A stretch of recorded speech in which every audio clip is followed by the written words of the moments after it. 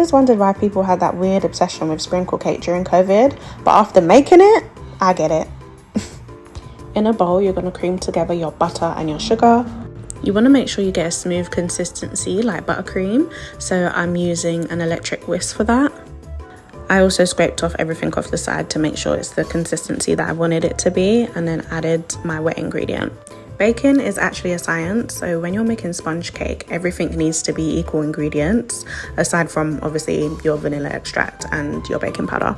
I did use about 250 grams of butter, sugar and flour and 3 eggs that weighed around 250. And what you want to do is fold in that flour so it's not over mixed. Don't be like me and forget to put baking powder in. Do it when you put the flour in, guys.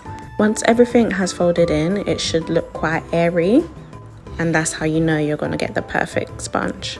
You then want to pop the mixture into your baking tin, and I use baking paper because it's just easier and it doesn't stick down.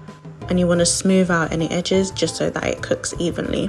You want to bake that for about 25 to 30 minutes until it's golden brown on top. And what you want to do is leave that to cool down as well.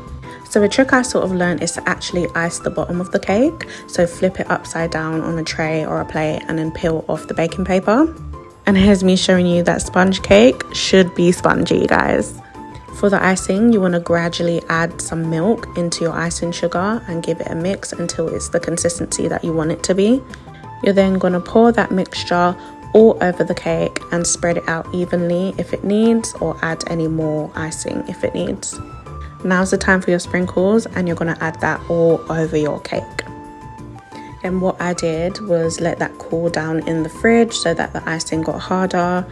And I chopped them up into small squares once that cooled down. And there you have it, sprinkle cake, school cake, whichever one you call it, it is delicious.